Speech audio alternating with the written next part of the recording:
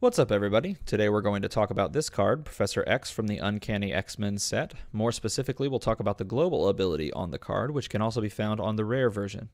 We'll talk about what it does for you, how to use it, and why its inclusion should always be one of your first considerations when building new teams.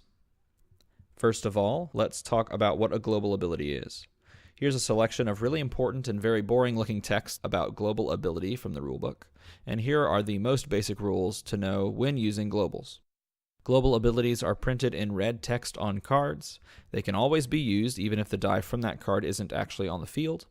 You can use global abilities on your opponent's cards as well as your own. In order to use a global, you have to pay a certain energy cost. It's specified within that global.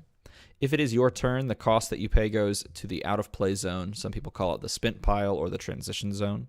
If it's your opponent's turn, however, and this one's important, and you use a global, that dice that you pay with goes straight to the used pile.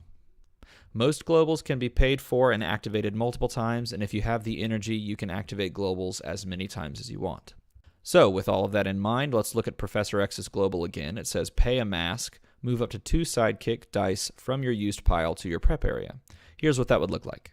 So in this first scenario, it is on my turn. I have a mask and a question mark that I can use to move things from my used pile over to my prep area.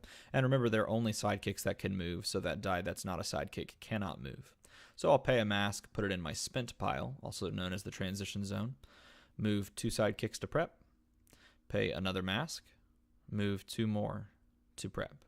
So essentially what I'm doing is increasing the amount of dice I'm rolling next turn while also decreasing the amount of dice that are going into the bag and have to travel from the used pile to the bag out to roll again. So I'm both ramping and I'm churning through my bag at the same time. One of the rules that's important to remember with PXG is this one we talked about earlier. To use a global ability, you must pay the energy cost, moving the die or dice used to pay that cost to your used pile. And that happens when it's on your opponent's turn. So in this scenario, it is my opponent's turn, and he has passed his priority over to me. And so I have 4 sidekicks in the used pile that I can affect. I'm going to pay, and it goes straight to the used pile, one of those masks. I'm going to pay another mask in the form of a question mark, and I'm going to move 2 more dice. Notice there that I was able to grab the die that I used to pay for the first PXG. And that's the interesting thing about PXG, is that the more masks you have, if you wait to your opponent's turn, you can actually move a ton of dice over. For example, here in scenario 4, I have 4 sidekick dice in the used pile. I can pay a mask and move 2 of those over. Then I can pay a second mask and move the next 2 over. And then I have 2 remaining. I can pay that third mask and actually move those 2 that I've paid with over. I can't do that on my own turn because they'll go to the spent pile rather than going straight to used. So I can only do that on my opponent's turn. But it means I roll 6 dice next turn in addition to the 4 that I pull. So 10 total dice, which is really, really good. Here's a scenario that shows how you can cycle things through your bag. You can bag cycle using PXG. So I've got 4 masks here, and that's not out of the realm of possibility. I PXG 1 over. This is on my opponent's turn. I PXG the one that I just used over. I'm going to PXG with that question mark, that one that I just used over, and then I'll PXG that final one over. That leaves me with 2 dice in the used pile, and if you see at the bottom, there's my bag, and there are 2 dice. I put the ones that would be in the bag on the top so you can see what they were. That puts 4 in the bag, and that those will then come out on my turn. I'll add the dice from prep and I'll roll everything. So in that instance, I basically removed the bag from the equation and I made it to where I had 4 exact dice in the used pile and bag combined. Here's a scenario that shows something you always want to keep in mind when playing with PXG. The idea of taking what's called bag burn. If you don't have 4 dice to pull and roll in your clear and draw step each of your turns, then you take damage. So I'm PXGing on my opponent's turn, moving the dice like I did just last turn. This time it turns out I have 1 extra die in my reserve pool to PXG, and I have 1 die in the bag. So that leaves me with 2 in the used pile after all that PXG, and it leaves me with 1 in the bag. So when I go to start my turn, I'm actually only going to draw 3, and I will take 1 point of damage. You take a point of damage for each die that you cannot draw.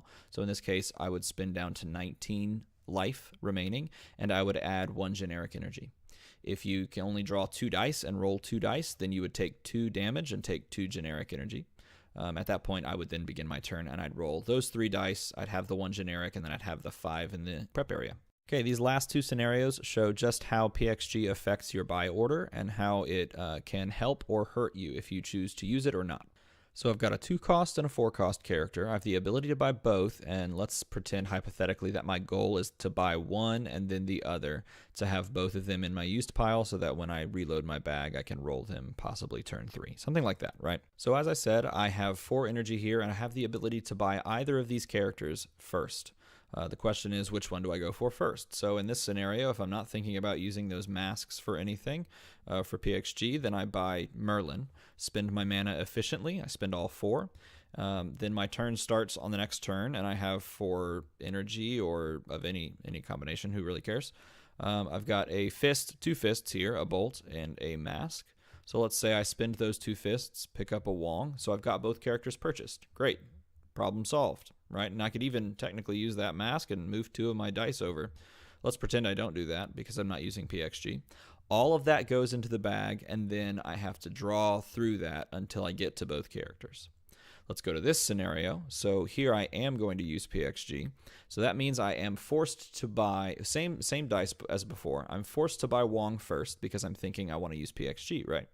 So my opponent's turn begins, and when he passes over to me or she, I PXG 1 die over, and then I PXG 2 dice over. So I'm actually going to end up rolling 7 dice total when my turn begins. So I take the 4 from the bag, I add the 3 that I PXG'd, I roll 7 dice, and really let's pretend I rolled this or anything. Honestly, it doesn't really matter what I roll because I'm going to have 4 energy. If I roll, not all sidekicks, that'd be crazy. But I'm going to have 4 energy to roll Merlin here. So let's pay the 4 energy. There's 4, and one of them's a bolt. I put Merlin over into used, and then when my opponent starts his turn, I've got 3 masks there, and that's very achievable. That's very easy to do. Is to just roll 2 or 3 masks and keep them. It's just all about remembering to keep those masks or question marks and using them. And now, if you look, I have just enough masks to PXG over, enough dice into prep that I'm actually just going to roll everything on turn 3 because I prioritized PXG both turn 1 and turn 2. So as you can see, PXG is a seriously powerful card. In my opinion, it is the best and most efficient ramp in the game.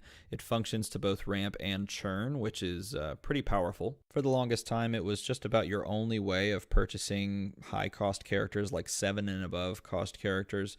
You had to use PXG, or it would take you a really long time and some lucky rolls on character dice rather than ramping it with PXG. Nowadays, there's a few other options with regards to ramp. I mean, you can use Swarm and some other things like that, Superhero Registration Act, stuff like that. But I would argue that this is still the best form of ramp in the game and something you should always consider when you're building a team because it just allows you to do so much. Now, there are some cards within the game now that make ramping with PXG a lot more difficult. Ways to basically shut it down, and so that if your only method of ramp is PXG and you have a bunch of high-cost characters, if someone else that you're playing against is running these cards that shut down PXG, then you're going to really run into trouble. So you should always be wary of how much you're relying on it. And maybe we'll talk about some of those cards in another how-to episode. Anyway, I hope you guys found this informative and enjoyable to listen to and watch. If you have any more questions or concerns, or if you see something that I totally messed up or didn't explain correctly, leave a comment down below, and thanks for watching.